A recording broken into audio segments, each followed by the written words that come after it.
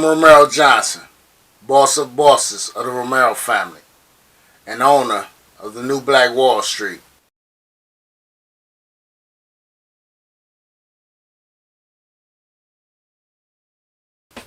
When I think about the people who live in America that are all from different regions of the world, I often wonder to myself, can they get the very same foods here like they could get in their home countries?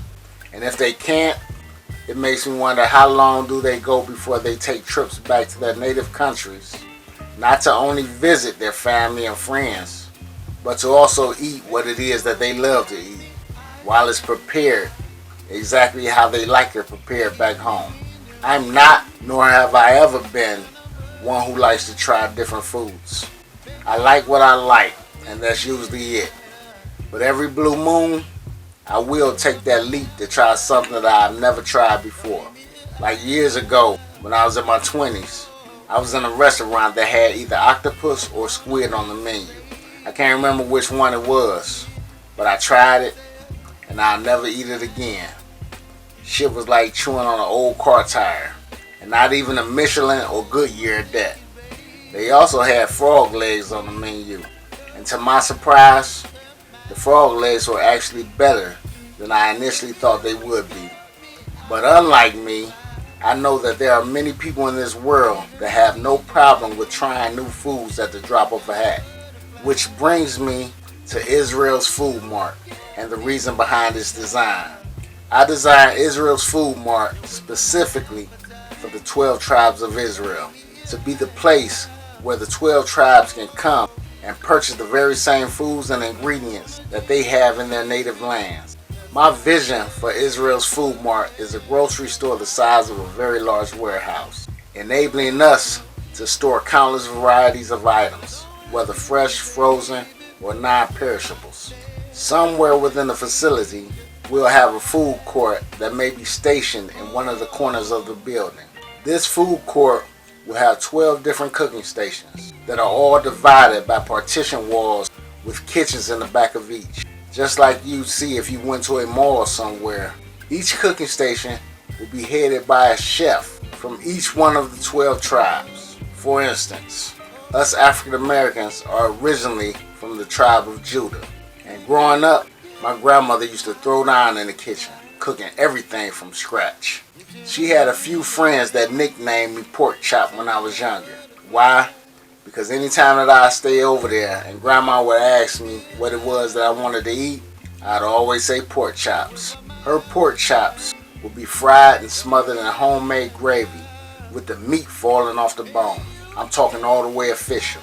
To this very day, I've never had another pork chop like hers anywhere. That was that down south in her. Let me get back to the food court before I break down and start crying because of how much I miss my grandmother.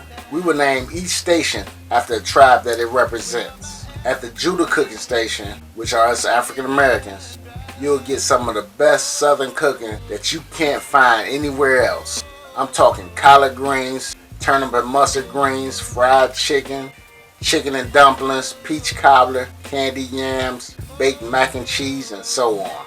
At the Gad food station, which are the Native American Indians, two of the foods that they love are fried bread and tankamielo. I think that's how you pronounce it, which actually means buffalo stew.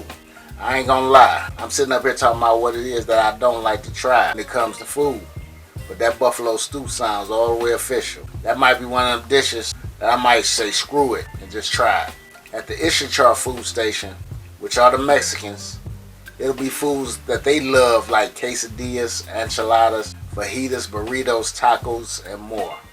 And I know for a fact that there's other groups of people that love Mexican food, or Taco Bell wouldn't have been around as long as they have been.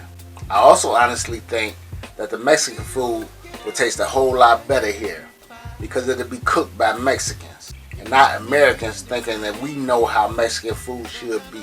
And it'll be just like this with all of the other tribes of Israel and their food stations as well. Within that corner where the food court is located, there'll be a floor of tables and seats, allowing not only for each tribe to eat their own foods, but it'll also allow other tribes to inquire about and try another tribe's foods. This arrangement fosters strangers associating with strangers, people that you may have never thought you would talk to in life, possibly bringing new long-term bonds together, essentially having one big family eating together again. I also want computers stationed somewhere near the aisles or off to the side of all the uncooked foods. This is so that customers can look up different foods that they may have a taste for. And as they look them up, they can also see all of the ingredients that they'll need in order to prepare this dish. And with that, you don't have to worry about getting home and saying that you forgot to pick up an item for something that you're preparing. I'm also thinking about an order online platform where when you go to our website to place an order, you can virtually go down each aisle and visually see all of the products on the shelves as if you're physically walking through the store. And if you decide to click on a certain item, it'll tell you how many of those items are left or if we're out of that particular item. Whether you know this about me or not, I love to see my people smiling. I love to see my people in the winner box. That's why I'm adding flashing lights and sirens by each cash register for a monthly $500 giveaway. Winners will be selected by the number of customers that they are. Example, every 50th customer who purchases have been rung up will receive flashing lights and sirens to alert everyone that they are a winner. At that point, a manager will come out to give the winner a cashier's check for whatever amount that is randomly picked by the computer system, which could only be redeemed at Israel's food mart during the future visit. Monies will be given out in $5, $10, and $20 increments. So don't be surprised if you purchase an item that costs you $1.99 and that item made you the 50th customer and subsequently the winner of a possible $20 cashier prize. Hopefully, you'll come on down and enjoy the fun with us as you shop. I'll see you there. You whip up my appetite.